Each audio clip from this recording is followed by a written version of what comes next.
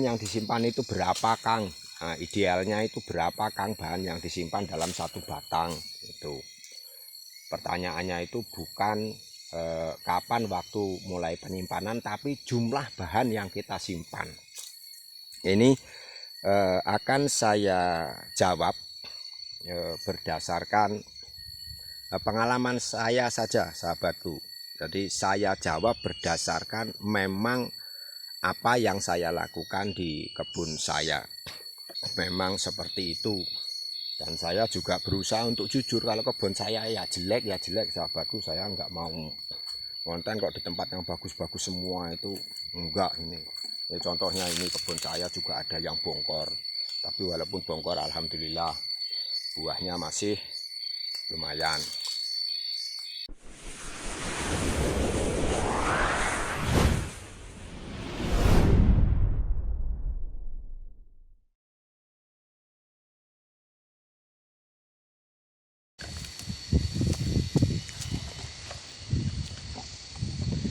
Assalamualaikum warahmatullahi wabarakatuh. Jumpa lagi dengan saya di channel Calon Kaji. Alhamdulillah pemirsa, kita bisa berjumpa lagi. Mudah-mudahan kita semua tetap dalam keadaan sehat, juga dalam keadaan yang selalu berbahagia. Sahabat tani dan sahabat YouTube dimanapun Anda berada, masih di momen bulan Syawal, saya mengucapkan selamat Hari Raya Idul Fitri. Taqabbalallahu minna wa minkum wa taqabbal ya karim minal aijin wal faizin.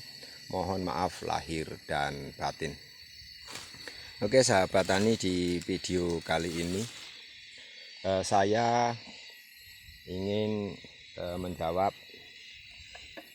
beberapa pertanyaan, dan ini yang mau saya jawab itu pertanyaan yang kira-kira masuk akal saja, dan yang sekiranya ketika jawaban ini saya buat dalam bentuk video itu agar tidak terlalu panjang. Mungkin untuk pertanyaan yang lain akan saya buat jawabannya dalam bentuk video di video-video selanjutnya. Ini ada beberapa pertanyaan. Salah satunya itu sebenarnya hampir sama sahabatku pertanyaannya. Menanyakan masalah bahan yang disimpan. Bahan yang disimpan itu berapa, Kang? Nah, idealnya itu berapa, Kang, bahan yang disimpan dalam satu batang? Itu pertanyaannya itu bukan kapan waktu mulai penyimpanan, tapi jumlah bahan yang kita simpan. Ini akan saya jawab berdasarkan pengalaman saya saja, sahabatku. Jadi saya jawab berdasarkan memang apa yang saya lakukan di kebun saya. Sebelum memasuki jawabannya, sahabatku, ini salah satu kebun saya yang termasuk paling jauh dari rumah. Jadi seperti anak tiri lah, kalau saya mengibaratkan itu anak tiri. Jadi anak tiri yang dikesampingkan. Jadi karena kebun ini terlalu jauh dari rumah atau yang paling jauh dari rumah, jadi perhatiannya juga sedikit agak berkurang, dan ini banyak yang mati juga belum saya sulam. Nah, kenapa saya sharing dulu mengenai kebun dan kenapa saya berbagi informasi mengenai kopi-kopi yang mati. Ini ada hubungannya dengan bahan yang akan kita simpan, sahabatku. Nah, sampean paling penasaran apa hubungannya, Kang, kopi mati karo bahan yang disimpan. Nah, makanya ini nanti kalau sampai nonton video saya jangan di skip-skip biar nggak gagal paham. Meskipun sifat dari video ini atau tujuan dari video ini saya bukan menggurui, sahabatku. Kita bertukar cara saja gitu. Nah, biar nggak kepanjangan videonya, ini saya akan menjawab pertanyaannya.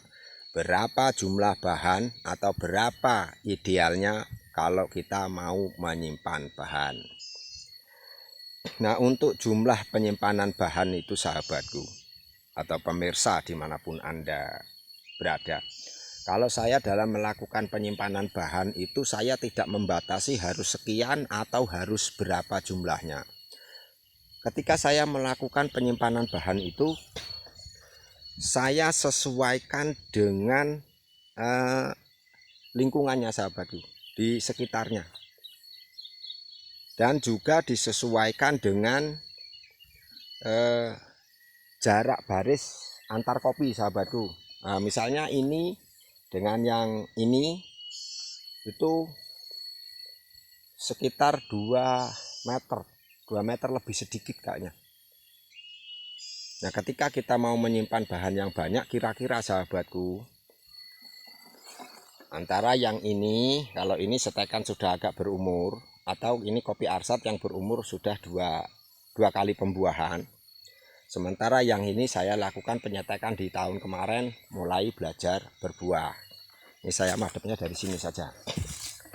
Sementara jarak antara kopi yang ini dengan kopi yang ini itu tidak terlalu jauh.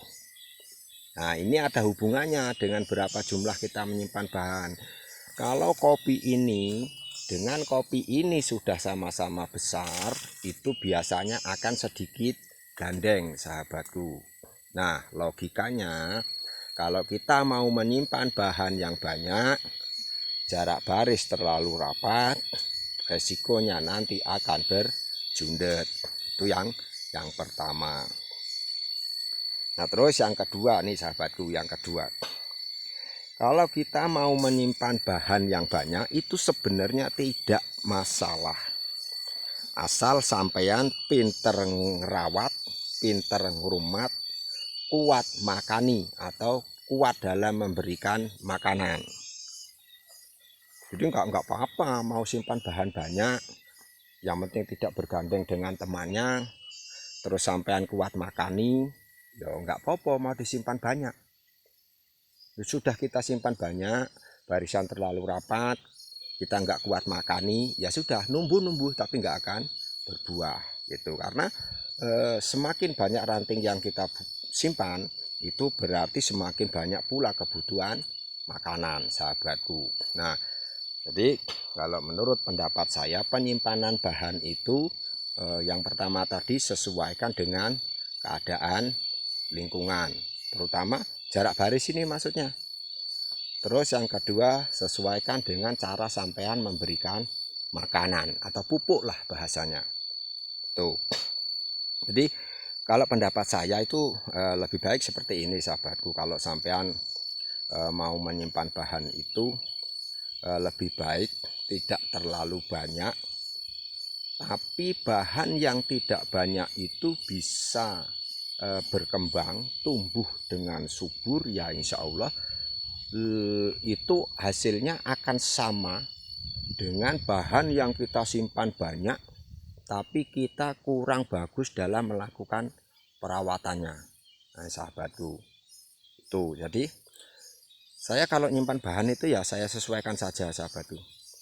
Jadi kalau tempat tanahnya itu subur, istilahnya enggak dipupuk juga masih bagus perkembangannya, tanahnya bagus,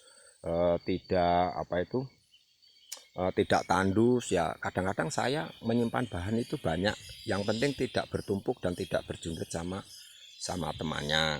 Sahabat tani dan sahabat YouTube dimanapun Anda berada, mungkin itu saja video yang bisa saya bagikan di kesempatan kali ini.